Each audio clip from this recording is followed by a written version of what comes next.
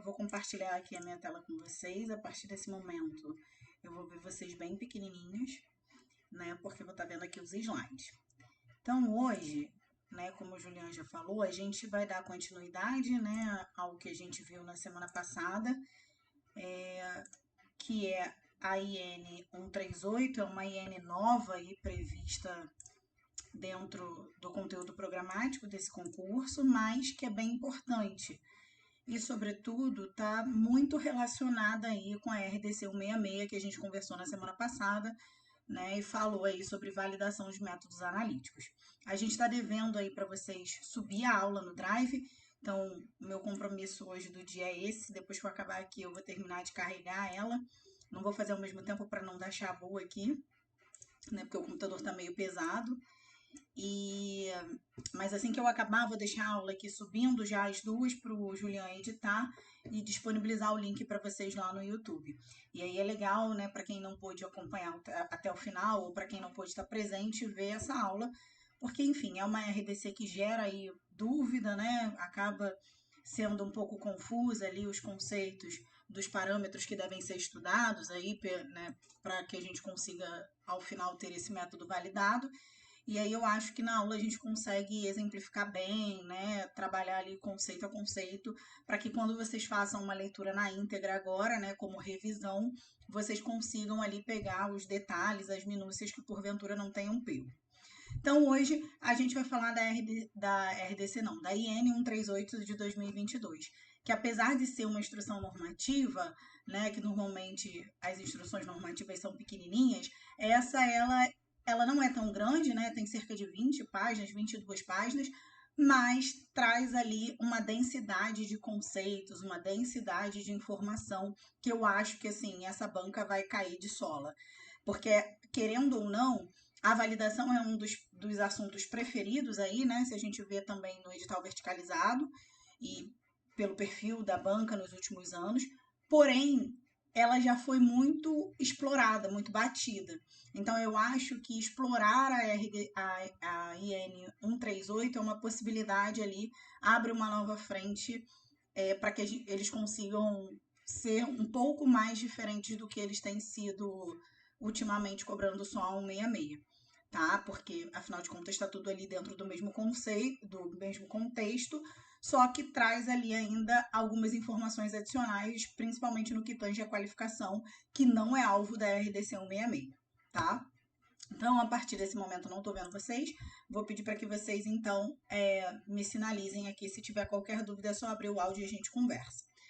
Então, essa IN ela vai dispor sobre as boas práticas de fabricação complementares às atividades de qualificação e validação. Então, basicamente, o objetivo dessa instrução normativa é falar ali alguns parâmetros, alguns requisitos que vão ser necessários para que a gente tenha ali uma validação e, sobretudo, e também uma qualificação de maneira adequada, tá?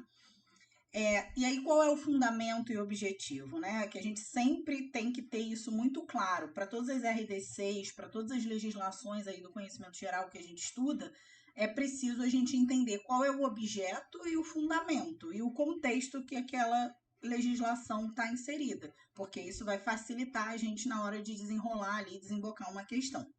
Então, essa instrução normativa ela vai adotar diretrizes de boas práticas de fabricação, como eu falei, relacionadas às atividades de qualificação e validação. Validação a gente já falou bastante, né, o que é, mas a gente hoje vai reforçar esse conceito através da IN, e a qualificação a gente vai então discutir aqui o conceito à luz dessa IN.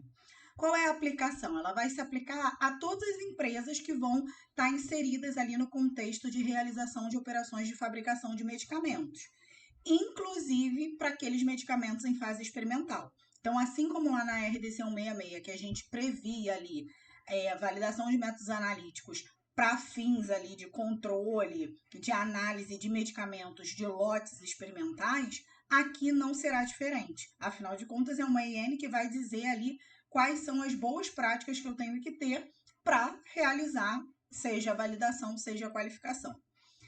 E ela está muito associada à questão da gestão de riscos, né? Ela vai ser muito pautada na minimização de riscos para que a gente consiga aí alcançar resultados desejáveis, tanto dentro do nosso processo produtivo de fabricação de um medicamento, como também dentro do nosso controle de qualidade ao longo de todo o ciclo de vida desse medicamento. Então, as decisões sobre o escopo da qualificação e da validação, elas sempre vão ser baseadas, à luz dessa IN, numa avaliação de risco que vai precisar estar documentada. E para isso a gente vai ter ali documentos específicos, né, para poder atestar ali qual é esse risco, qual é a necessidade e a frequência que determinado método analítico vai precisar ser qualificado, vai precisar ser validado, qual é a frequência que determinado processo vai precisar ser qualificado, enfim, a gente vai destrinchar isso mais à frente.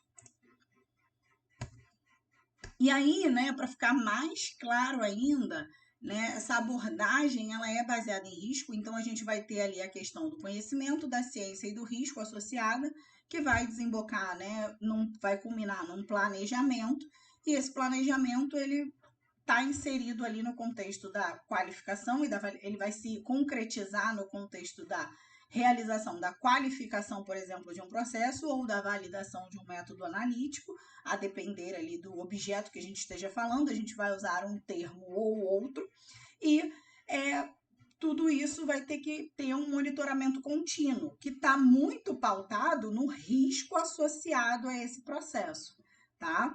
E claro, todo monitoramento contínuo, ele vai ter como consequência também a necessidade de tomada de algumas ações, né? Seja ali para revisão, para melhoria do processo, para otimização de algum parâmetro. Então, a melhoria contínua ela vai estar sempre aqui dentro desse ciclo, né? Aqui a gente está botando como uma escadinha, mas meio que tudo isso é um ciclo mesmo, né?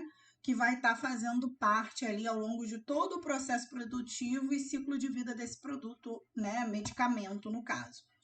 E aí, a primeira coisa que a gente precisa entender, já que a gente está falando aqui que o objeto são boas práticas de validação e qualificação para empresas que produzem medicamentos, a gente precisa então entender e diferenciar o que é a validação e o que é a qualificação. Então, a validação, de forma bem simples, e a gente já bateu muito isso no contexto da 166, ela vai avaliar métodos, processos, né? E vai me garantir o quê? A confiabilidade daquele método. Vai me garantir que aquele método, de fato, cumpre o objetivo para o qual ele foi desenvolvido. Então, se eu estiver falando de um método de doseamento de um medicamento por cromatografia, eu preciso garantir que aquele método, ele de fato quantifica o teor esperado ali, o teor existente do meu fármaco naquela unidade farmacotécnica, seja um comprimido, uma cápsula, enfim, ok? E vai estar muito relacionada, portanto, a validação ao desempenho analítico, ok? Porque a gente está falando o tempo inteiro de métodos analíticos.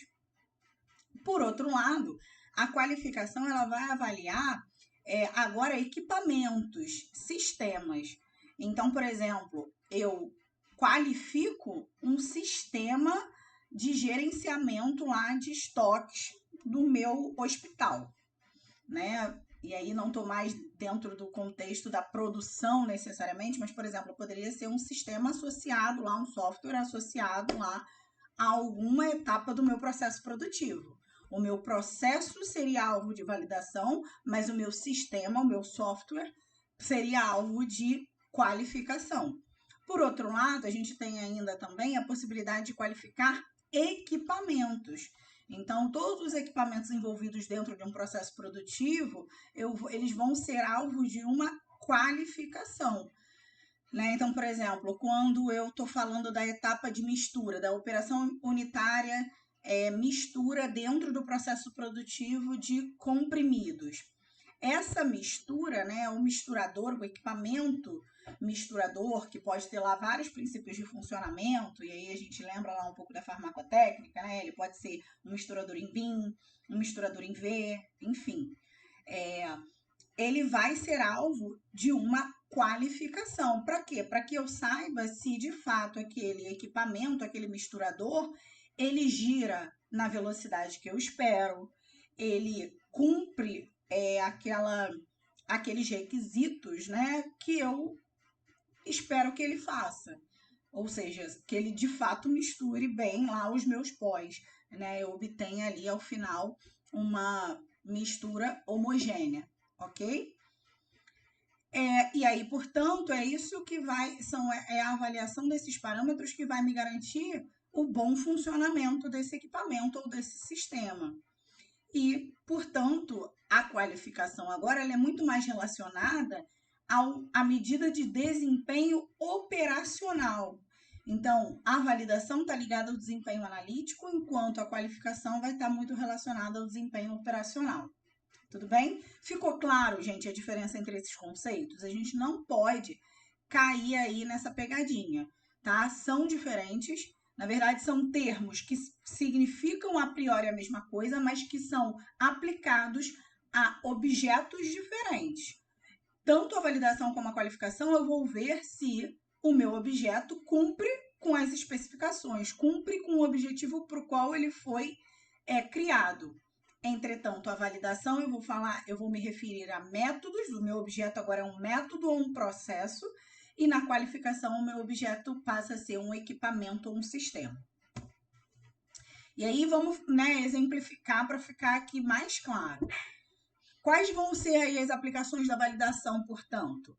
Eu vou poder aplicar no contexto de métodos analíticos, e aí tem tudo a ver com o 66, no contexto de processos produtivos, né? Então, se eu quero verificar ali a produção de comprimidos por granulação via úmida na planta da minha fábrica, esse processo vai ser alvo de validação, tá? E os equipamentos envolvidos nesse processo, para saber se eles estão funcionando como deveria do ponto de vista operacional, vai ser alvo de qualificação. Além disso, eu vou ter ali a validação de limpeza, né? Preciso saber, depois de um processo produtivo, eu preciso garantir que aqueles equipamentos eles estão realmente limpos, para que eu rode ali um outro lote, dependendo ali de um outro princípio ativo, né? Porque a depender do grau de criticidade desse ativo, eu posso produzir na mesma planta, eu não preciso ter planta segregada.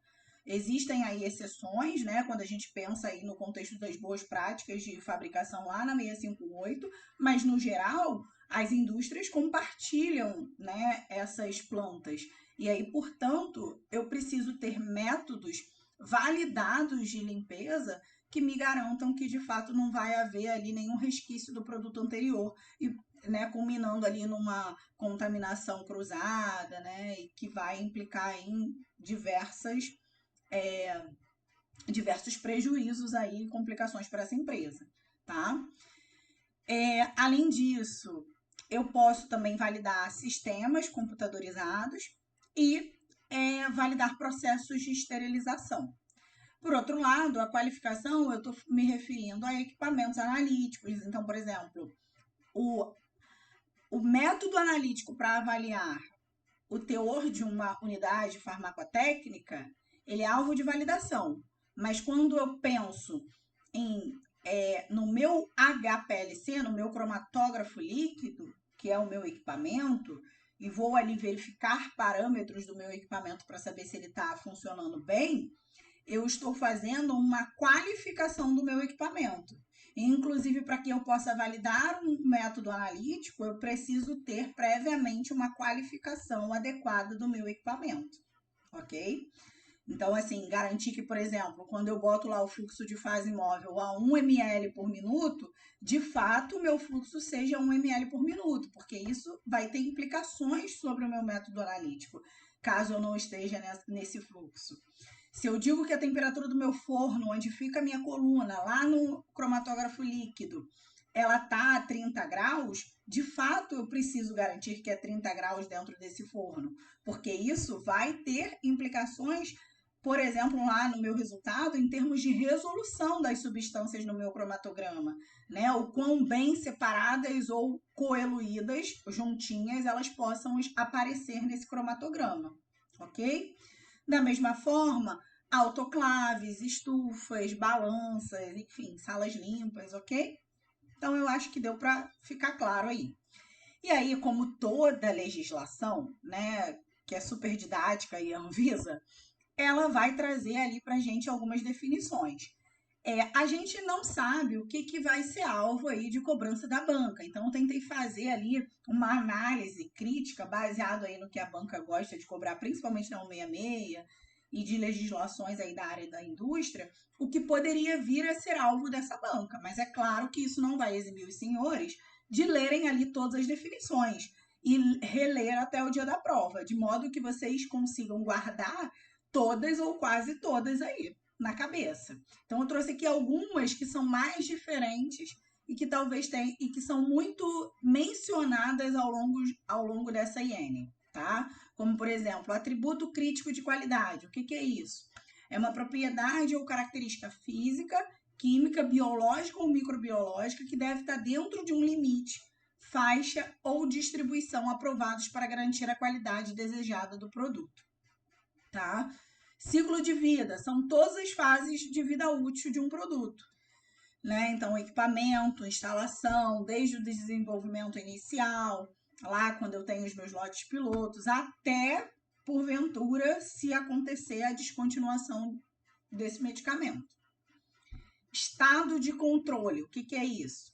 É uma condição em que os controles definidos provêm consistentemente garantia de que os processos são desempenhados adequadamente e os produtos têm qualidade. Ou seja, é o que a gente busca, né? Quando a gente chega ali num estado de controle do nosso processo, a gente não vai mais demandar uma validação e uma qualificação a todo momento do nosso método, dos nossos métodos ou processos, ou dos nossos equipamentos. Né? Quando a gente encontra esse estado de controle, o que a gente vai fazer? Um controle de qualidade rotineiro, de forma ali aleatória e estatisticamente significativa, para que eu consiga ali extrapolar a qualidade do meu produto. Né? Eu não vou ficar...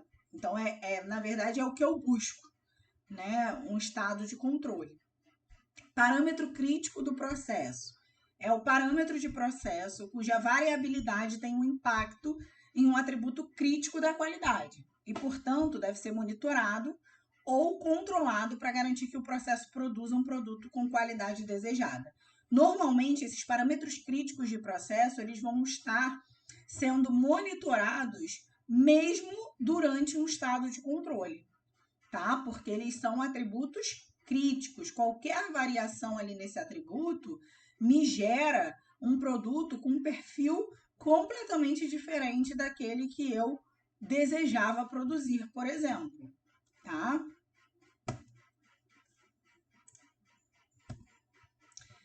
Pior caso, uma condição ou conjunto de condições compreendendo circunstâncias e limites máximos e mínimos de processo dentro de procedimentos, parâmetros operacionais padrões, os quais representam a maior probabilidade de falha para o processo ou para o produto, quando comparados às condições ideais.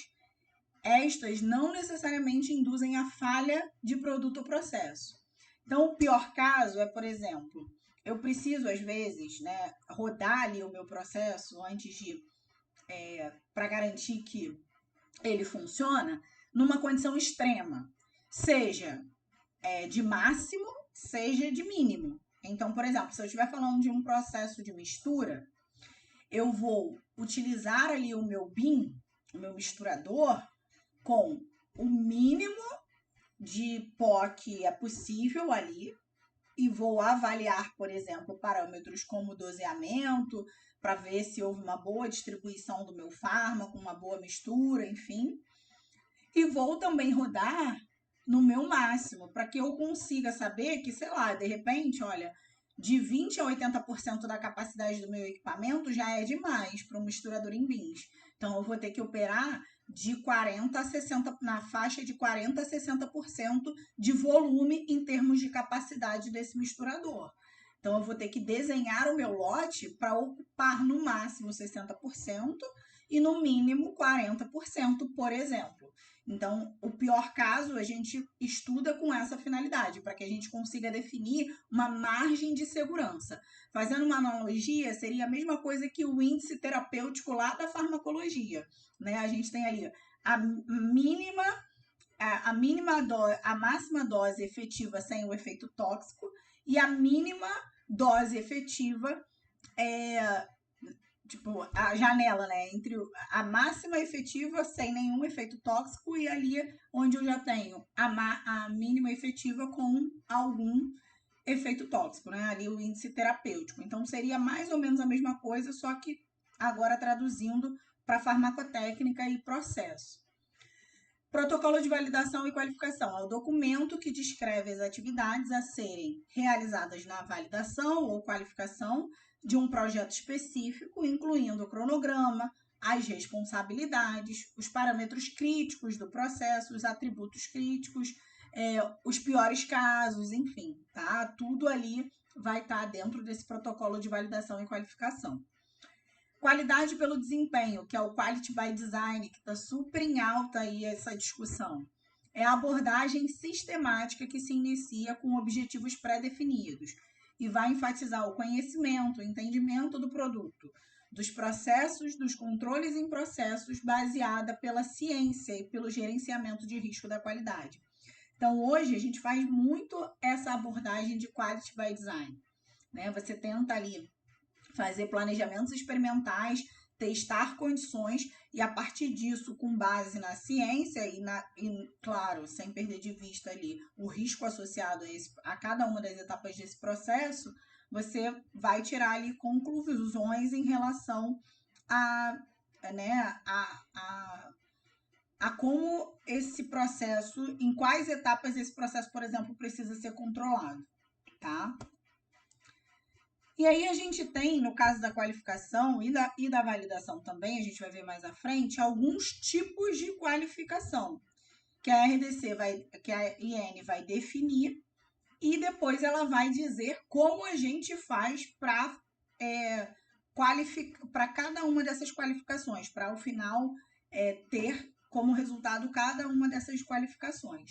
Então, a primeira ali que ela vai mencionar é a qualificação de projeto, que vai ser a verificação documentada de que o projeto proposto para as instalações, sistemas e equipamentos é adequado ao fim estabelecido.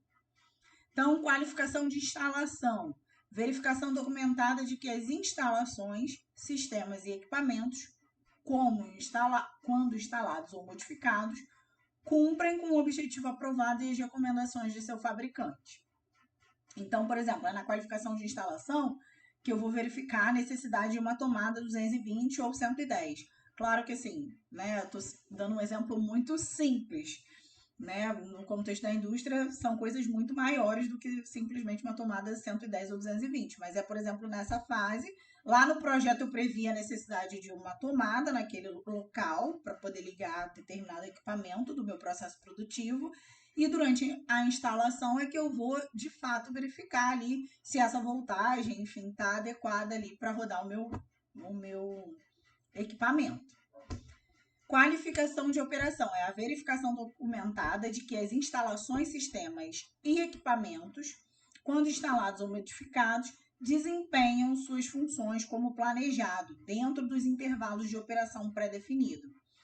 Então, eu vou operar ali aquele equipamento, por exemplo, o misturador aí dentro da margem de 40% a 60% de capacidade e verificar se de fato ele funciona, né? Ele opera ali como deveria operar.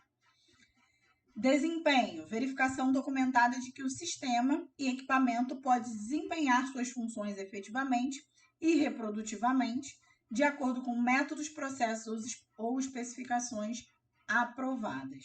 Então, aqui, por exemplo, eu vou fazer uma sequência de misturas nesse misturador e vou avaliar, por exemplo, se essas misturas elas são muito diferentes entre si. Né? Vou dosear lá e vou ver se todas elas me geram o mesmo resultado. Isso é uma medida, um indicador de desempenho aí do meu equipamento. Assim como a qualificação, a validação também ela tem alguns subtipos. Então, a IN também traz essas definições. Né? Então, vai ter lá, validação concorrente. É a validação realizada em circunstâncias excepcionais, justificada por meio do benefício ao paciente, onde o protocolo de validação é executado concomitantemente com a comercialização dos lotes de validação. Então, meio que eu estou produzindo e, ao mesmo tempo que eu estou produzindo, eu estou validando. Um exemplo, né, que justificaria a realização desse tipo de abordagem dentro de um contexto produtivo é um estado de calamidade pública, né? A gente teve aí o Covid, e aí a gente precisava meio que produzir ali tudo a toque de caixa. E de que forma a gente acelera essa produção aí das vacinas ou dos medicamentos, o que fosse? Através, por exemplo, da validação concorrente. Então, ao mesmo passo que a gente produz, a gente já está validando o nosso processo e validando o nosso processo para ter ali o nosso medicamento cumprindo as exigências em termos de eficácia e segurança, tá? Não é uma abordagem, não é a primeira abordagem que a gente vai fazer. Ela é utilizada em circunstâncias excepcionais, como eu dei aqui de exemplo. Validação prospectiva, como o próprio nome diz, é a validação realizada antes da produção dos lotes comerciais e vai ser a mais comum, tá? Normalmente é esse tipo de abordagem que a gente vai fazer. Antes da gente ter a fabricação dos primeiros lotes, a gente vai conhecer bem esse processo, estudar bem esse processo, validar esse processo, para que aí então a gente consiga produzir lotes que de fato serão comerciais, tá? Validação retrospectiva já não é mais quase utilizada também, tá? É a validação realizada que envolve a avaliação da experiência passada de produção. Então, vou pegar ali o meu histórico e vou usar esse histórico de embasamento para o meu processo que eu estou ali desenvolvendo ser então validado. Sob a condição de que a composição, procedimentos e equipamentos permanecem inalterados. Então, tem esse porém, tá? E além disso, né, além da qualificação e da validação, assim como lá no contexto da 166, que a gente já tinha falado da necessidade de verificação do sistema, aqui a gente também volta a trazer esse conceito. Então, a gente vai ter a questão da verificação contínua do processo, que é o monitoramento permanente do desempenho, tá? Alguma dúvida, gente, em algum desses conceitos, definições?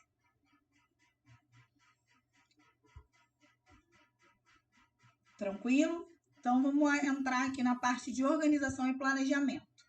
Então, a IN vai trazer que todas as atividades de qualificação e validação devem ser planejadas e devem levar em consideração o ciclo de vida útil das instalações, dos equipamentos, dos sistemas, das utilidades, processos e produtos.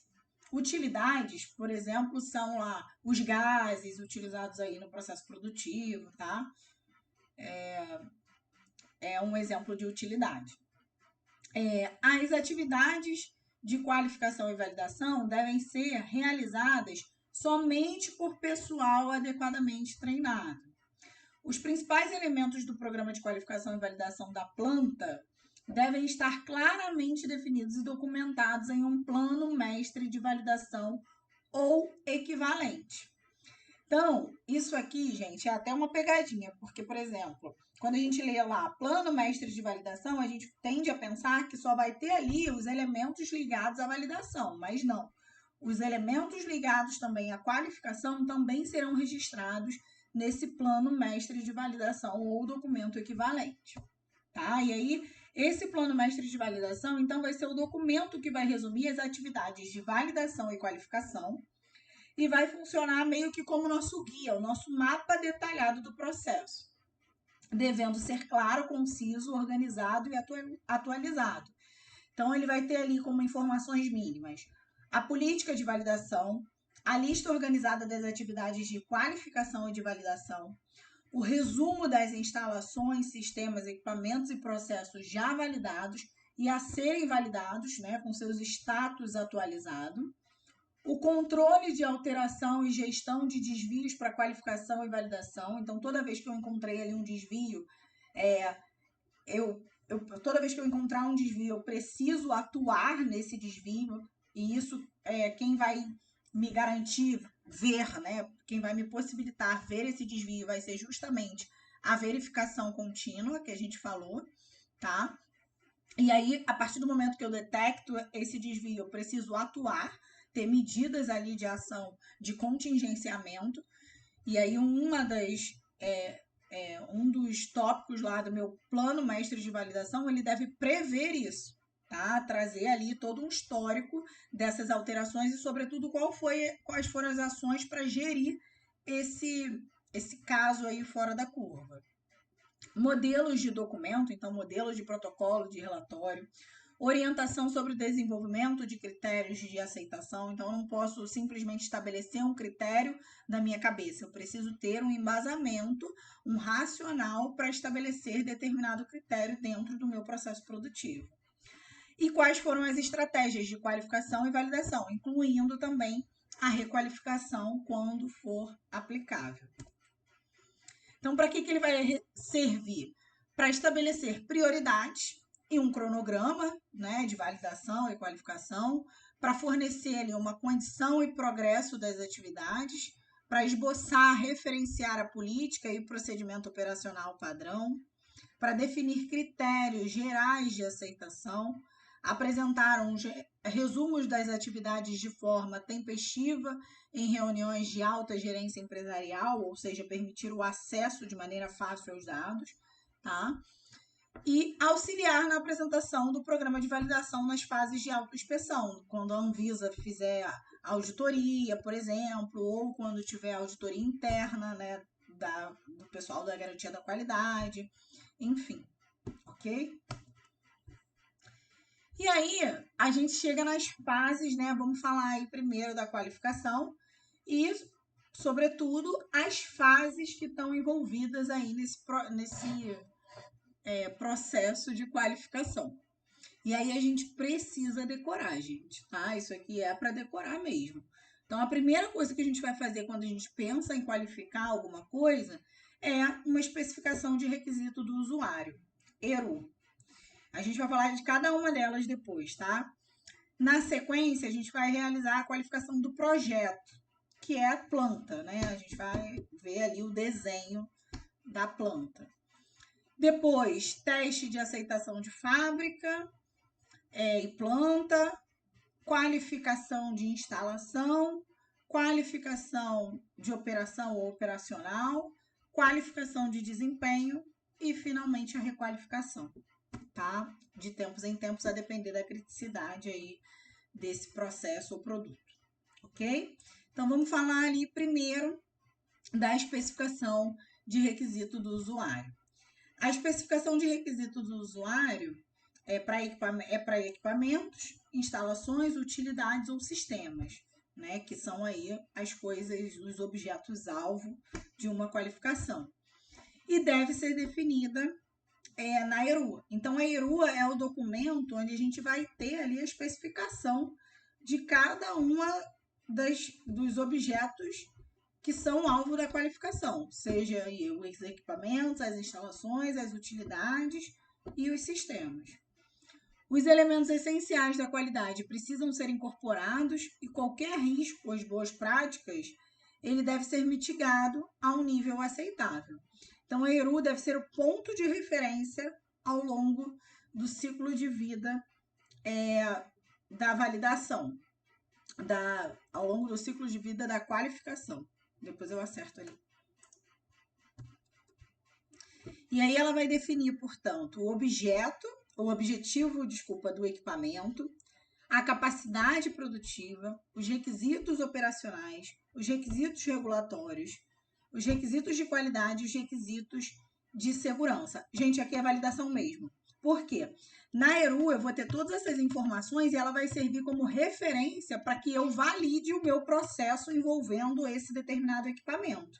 Então, eu preciso qualificar esse equipamento. A primeira fase vai ser o estabelecimento dessa especificação, das especificações associadas a esse equipamento, e essas especificações vão ser uma referência ao longo do ciclo de vida de validação também desse produto, porque elas vão, de certa forma, nortear os parâmetros do meu processo que serão posteriormente validados. Tá claro? E aí eu até botei aqui um exemplo de uma ERU, né, com cada um ali dos parâmetros. Depois vocês vão receber essa aula, vocês vão conseguir aumentar e ver melhor. E aí, ali a gente vai preenchendo para que a gente tenha ali, ao final, como resultado, justamente esses requisitos aqui preenchidos, ok? A ERU é um dos primeiros documentos com algum detalhe a serem elaborados em um projeto de reforma de uma linha, aquisição de equipamento ou sistema, ou construção de uma nova fábrica ou nova instalação. Então, por exemplo, né, o que vai ter lá na ERU? Uma autoclave, ela tem que atingir 121 graus, manter a temperatura por um tempo, sei lá, de 2 horas. E registrar ali qualquer variação em um desses parâmetros. Então, na ERU, eu vou responder a seguinte pergunta: o que eu preciso comprar ou construir? Tá? É ela que vai nortear. Uma vez que eu tenha ali respondido essa pergunta, aí eu vou conseguir seguir para as demais etapas da qualificação, né? E a primeira delas é a qualificação de projeto.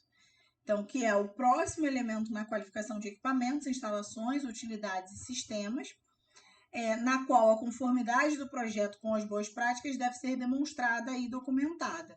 Os requisitos da ERU devem ser verificados durante a qualificação do projeto. Então, ela vai avaliar o desenho técnico, a engenharia, os materiais, as especificações e a conformidade com os requerimentos da Anvisa.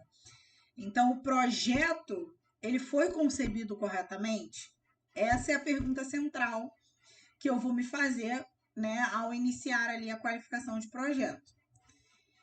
Ou após ali avaliar todos esses parâmetros, o que eu preciso responder é: o projeto ele foi concebido de maneira adequada? Ok? E aí eu passo, então, para o teste de aceitação, né? Seja ali de fábrica ou da planta. Então, o teste de aceitação de fábrica, ele vai ser realizado com aqueles equipamentos, por exemplo, antes da entrega. Tipo, meio que na fábrica que está me fornecendo, né? Pensa assim. E ele vai verificar o funcionamento, a automação e o desempenho inicial. Depois, eu preciso garantir que dentro do meu projeto, esse equipamento, ele cumpre ali, né? Ele executa a sua função depois de serem instalados. Agora já dentro da minha planta. E aí eu vou verificar essa integração, né, entre o equipamento e a minha planta. Se a minha planta, que foi estudada e qualificada lá na fase do projeto, ela está adequada para receber esse meu equipamento e, sobretudo, fazer com que ele opere na condição que ele deve operar. Então, meio que é a operação desse equipamento na condição real. Então, é um pouco diferente aí, né? O teste de aceitação fábrica e o teste de aceitação planta, né? Quando o equipamento já está na planta. E aí, o que eu respondo nessa etapa? O equipamento entregue funciona nas dependências da minha fábrica, nas dependências da minha planta? Não quero falar fábrica para vocês não confundirem ali. Nas dependências da minha planta. É isso que eu estou avaliando agora. E aí, então, lá no artigo 29, ele vai trazer equipamentos, especialmente aqueles que incorporem uma tecnologia nova ou complexa, podem ser avaliados, se for o caso, no fabricante antes da entrega, que é justamente o TAF. Antes da instalação, o equipamento deve ser confirmado como estando em conformidade com as especificações funcionais e a ERU. Então, antes de eu receber esse equipamento, eu preciso confirmar se eu estou de fato, né? Por exemplo, lá na minha ERU, se eu estou falando de uma misturadora, de um misturador, na minha ERU vai estar qual é o tipo de misturador, qual é a capacidade do misturador que eu preciso, quais são as dimensões do misturador que eu preciso. E aí, antes de eu instalar esse equipamento, eu vou verificar se, de fato, ele é um misturador em bins e não um misturador em par, e não um misturador em V, por exemplo. Se ele tem as dimensões que eu planejei que ele tivesse, né? Então eu vou verificar especificações funcionais para ver se o fabricante está me entregando aquilo que eu desejei comprar um dia, ok? E quando apropriado e justificado, a revisão da documentação e alguns testes podem ser realizados também nessa fase de teste de aceitação na planta, ou até em outros estágios, sem a necessidade de serem repetidos durante a qualificação de instalação ou durante a qualificação de operação no local. Então, alguns testes eu fazendo na fase de aceitação desse produto na planta, depois eu vou conseguir me eximir da obrigatoriedade de fazer novamente lá na fase de qualificação de instalação e de operação. Porque meio que esse teste de aceitação na planta, ele já prevê verificar alguns parâmetros e especificações do equipamento que estão previstos e muito inseridos dentro do contexto da qualificação, tanto da instalação como também de operação desse equipamento, ok? Gente, tá claro ou tá abstrato para vocês?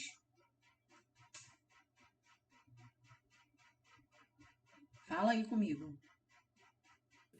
Tá claro, estamos indo bem. Deve ser demonstrado que a funcionalidade do equipamento não é afetada nem pelo transporte, nem pela instalação, tá? Por isso a gente faz esse teste de aceitação também na planta, para garantir também que durante o transporte não teve nenhum dano. Não adianta só lá na fábrica ele funcionar. Se, sei lá, durante o transporte acontecer alguma coisa e ele chegar na minha planta não funcionar, né? Acaba que, assim, não vou poder receber, ok? E tanto o TAF, né, o FAT aí, pode ser complementado pela execução de um TAP após o recebimento do equipamento no local de fabricação, e é o ideal, tá? Rodar, então, dentro das minhas dependências. Após a gente fazer esse teste de aceitação, então a gente teve lá a construção da nossa ERU, que é que vai responder lá a pergunta do que eu preciso comprar ou construir, ok? Passamos pela qualificação do projeto. O meu projeto ele foi concebido corretamente, né? De fato, é um misturador de bins que eu preciso, com essas dimensões, tá? E aí, portanto, agora eu vou ver lá, realizar o meu teste de aceitação, tanto no meu fornecedor, na fábrica, como na minha planta. E feito isso, a gente chega então na qualificação de instalação, que ela vai ser executada também com equipamentos, instalações, utilidades e sistemas, e vai incluir, né, mas não vai se limitar, mas aqui eu trouxe os principais, né, as principais etapas que ela inclui, que são a verificação da correta instalação dos componentes, instrumentação, equipamentos, tubulações, serviços em relação aos desenhos técnicos e especificações de engenharia, a verificação da instalação correta em relação a critérios pré-definidos, coleta e compilação de instruções de funcionamento e de trabalho do fornecedor e requisitos de manutenção, calibração de instrumentação e verificação dos materiais de construção. Nessa fase de qualificação, o que eu aprovo? Né? Qual vai ser o meu resultado? Que tudo que foi instalado encontra-se conforme a especificação. Então, eu vou avaliar os componentes, os materiais, tubulações, instrumentos associados àquele equipamento, documentação, manuais. Né? E aí eu vou ter como resultado ali, como evidência para mostrar para a Anvisa, uma lista dos equipamentos instalados, os certificados de manutenção e calibração desse equipamento, a identificação desse equipamento, tá? E aí a pergunta central dessa fase, que eu pretendo responder ao fim dessa etapa, é: o equipamento foi instalado corretamente? E aí, se foi, beleza. Qualificação de instalação tá check. E então a gente segue para qualificação de operação. A qualificação de operação ela vai ser executada em equipamento, instalação, utilidade e sistema. E ela vai incluir ali. Não, eu dupliquei o slide. Aqui, na qualificação de operação, o que eu vou comprovar? O sistema, ele opera conforme o esperado. Esse seu slide aqui, gente, eu vou tirar, porque isso aqui se refere à qualificação de instalação, tá? O sistema, ele opera conforme o esperado.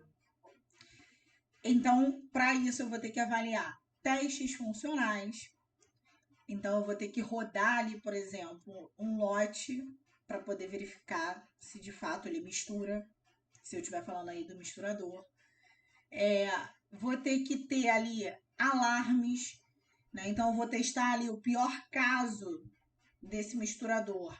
E espero que quando eu ultrapassar, por exemplo, esse pior caso, ele me dê um alerta. Ele me dê lá um sinal vermelho. Vou testar também limites operacionais, condições extremas, parâmetros críticos. Um resultado que eu vou ter da qualificação operacional por exemplo, o estabelecimento do pior caso que a gente definiu lá na frente. Então, é nessa etapa, por exemplo, que eu defino esse pior caso. E aí, como exemplos, aí a gente vai ter a temperatura máxima, que pode operar determinado equipamento, a velocidade, pressão, o fluxo e etc.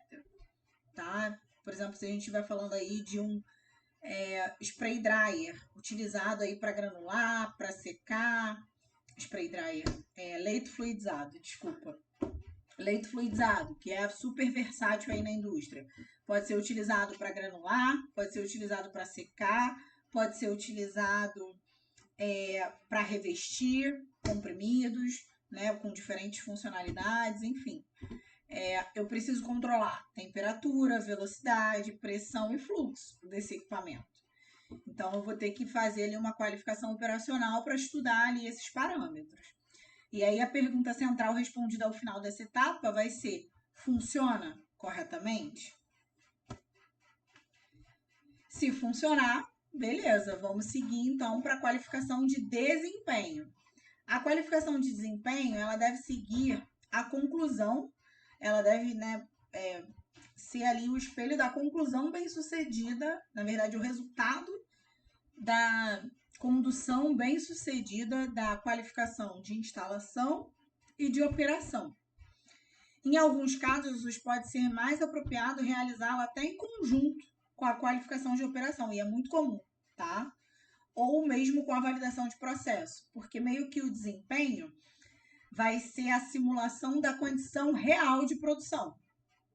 Então, por isso que ela é muito comumente realizada com a validação de processo. Quando você tem lá já o processo rodando, com alguns lotes pilotos, você vai fazer essa qualificação de desempenho. É meio que a condição real de operação daquele equipamento, rodando ali vários lotes, né, para ver se isso altera alguma coisa que impacte na qualidade do meu produto, né, e esteja ali relacionada porventura, com o meu equipamento.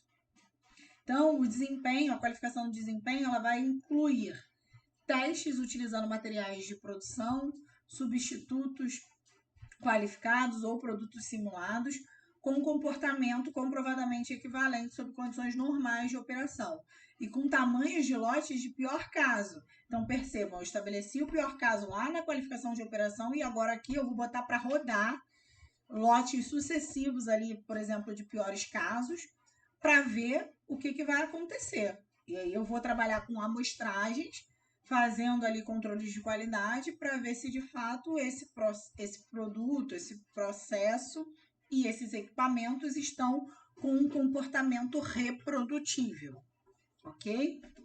Os testes devem cobrir a faixa operacional pretendida para o processo, a menos que evidências documentadas das fases de desenvolvimento estejam disponíveis e confirmem faixas operacionais ali diferentes, ok?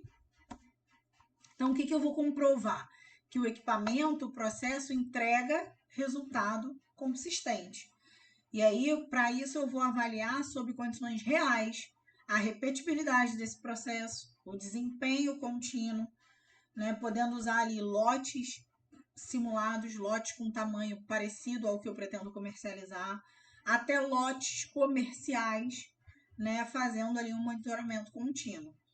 E aí, ao final dessa etapa, eu vou responder: entreguei o resultado esperado na rotina? Ou seja, produzi o comprimido com a dureza X, YZ, né? A dureza X, teor Y, friabilidade Z, todos aqueles parâmetros ali de qualidade e atributo do meu produto, né? Então, para isso, eu tenho que ter uma qualificação de desempenho dos meus equipamentos dentro do meu processo produtivo, que vai ser alvo de validação, ok? E claro, a qualificação ela vai anteceder a validação, como eu falei. Não faz sentido eu validar um processo em equipamentos que não são qualificados, que eu não tenho a certeza que cumpre ali com os requisitos e especificações previstas na minha ERU lá no início, ok? Gente, acho que o nosso link vai ser interrompido, né? Agora 8h30. Então, vamos para o nosso próximo link. Eu vou pausar aqui e a gente retoma